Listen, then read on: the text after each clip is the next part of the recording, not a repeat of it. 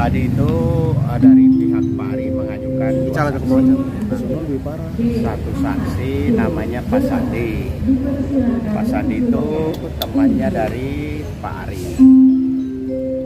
Tapi keterangan dia itu lebih banyak kepada istilahnya testimonium dauditum, bahwa dia menerangkan ada salah satu teman di tempat fitness mengirim WA kepada Sandi itu. Dia menyatakan bahwa Bunge bersama seseorang laki-laki di tempat fitness. Pokoknya itu saja, dan selalu bersama. Nah, lalu satu saksi lagi namanya Pak Murtado. Beliau adalah sopir dari Pak Ari dan Bunge, ya, yang menerangkan bahwa ya rumah tangga mereka sudah tidak cocok lagi, dan dia menerangkan juga pernah melihat di lobi Bunge bersama seseorang laki-laki aja. Tapi dari semua poin itu yang lebih banyak kita gali adalah kehidupan malam dari Pak Ari. Jadi sopir itu menerangkan bahwa bisa sebulan 2 kali Pak Ari ke karaoke di satu tempat di Blok S.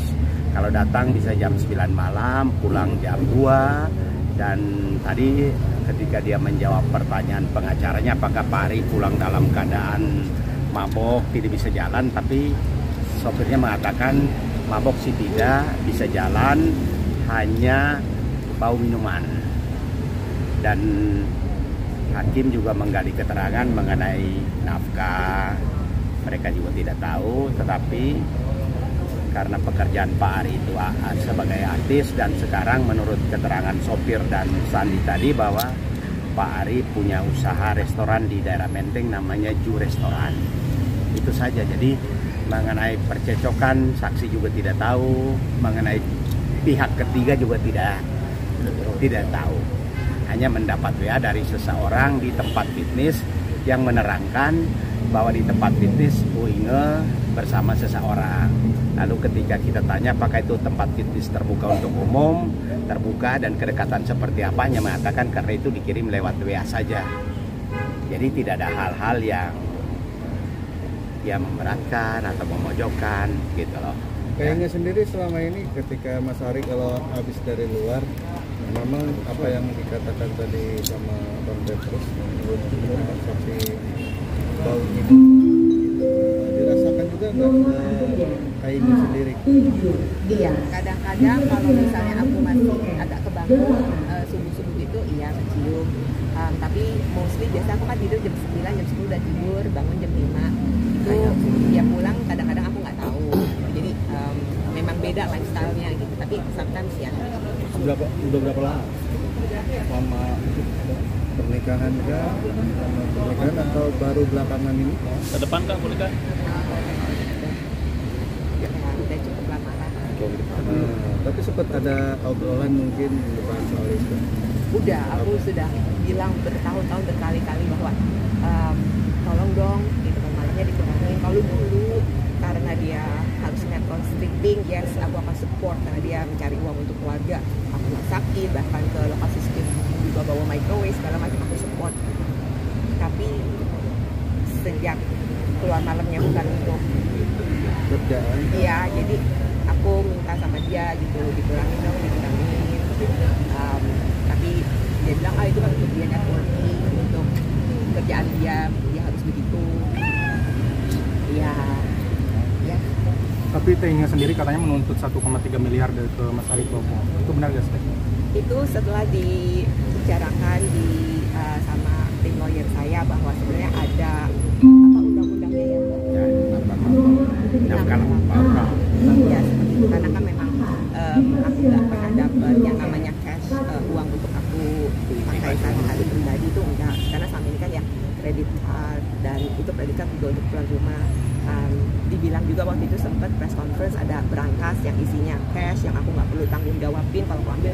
Itu pun sebenarnya tuh digunakan untuk keperluan rumah tangga, kayak aku ada beli air galon sama hari sekali, gas, uang makan mbak, ya bensin, Pak Kado selalu minta setiap 4 hari sekali 700-an ribu gitu. Terus uang makan mingguan Pak Kado, kalau kita punya anak grooming datang ke rumah, and then kalau misalnya pesan makanan cemilan, GoFood gitu, kan harus cash, itu ambilnya di situ. Jadi di berangkas itu pun memang ada uangnya, dan kalau udah menipis aku pasti bilang hari, karena kalau udah nggak ada kan mau bayar apa-apa susah gitu. Jadi itu bukan untuk keperluan aku pribadi, aku ambil untuk aku tabung, itu nggak mungkin bisa. Tapi Teh sendiri memiliki perusahaan bersama bareng Mas Ari, itu perusahaan apa sih sampai saat ini di mana? Perusahaan bersama, maksudnya milik bersama. Usaha. Oh, PT waktu itu Ari cuma minta aku tanda tangan doang, tapi aku nggak terlibat sama sekali, cuma minta tanda tangan aku doang. Tadi berarti kan ada yang soal kembali lagi yang tadi saksi tadi bilangnya ada menemukan WA itu Mbak Ina sama Mbak Dani. Berarti membantah atau nggak pas tadi di persidangan? Tidak ditanyakan itu. Tidak diungkapkan mengenai WA. Yang ada WA itu hanya WA dari seseorang sebagai member fitness, WA ke Sandi waktu itu dia di Jepang. Hanya WA saja. Jadi dalam WA-nya katanya bahasanya menginformasikan bahwa si yang kirim WA itu namanya Yansen, mengabarkan bahwa dia melihat Inge dan seseorang laki di tempat fitness. Itu saja. Jadi lalu kita tanya apakah fitness itu tempat terbuka untuk umum, banyak membernya, memang tempat terbuka. Jadi kalau melihat seseorang di tempat terbuka lalu dikabarin, petunjuk apa itu? Bang, artinya dari keterangan saksi tadi bisa dibilang mengarah ke orang ketiga gitu masih Bang, seperti apa yang ada di gugatannya gitu? Orang ketiga Kan begini, di WA-nya mengatakan melihat Bu Inge di tempat fitness dengan seseorang. Padahal tempat fitness kan terbuka untuk umum, tempat umum.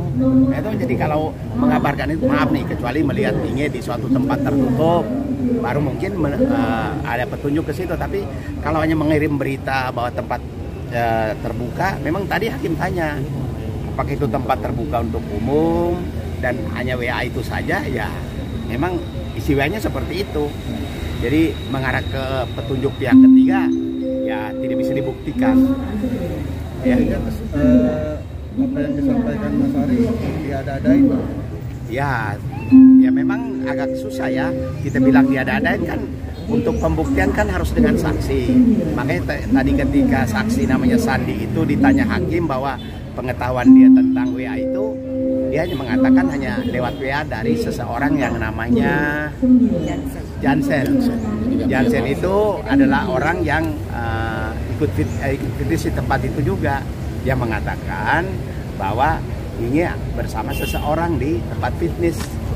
Lalu hakim tanya, apa yang terjadi? Dia bilang hanya kirim WA itu aja. Kecuali dia mengirim WA sedang bersama lalu ada kejadian apa, kan gitu loh. Baru menjadi petunjuk. Tapi kalau hanya kirim WA, misalnya melihat seseorang bersama orang lain, ya terus apa? Gitu. Apa yang mau dimasalahkan, kan gitu. Nah, Inge sendiri mengenal sosok Jansen? Enggak sama sekali.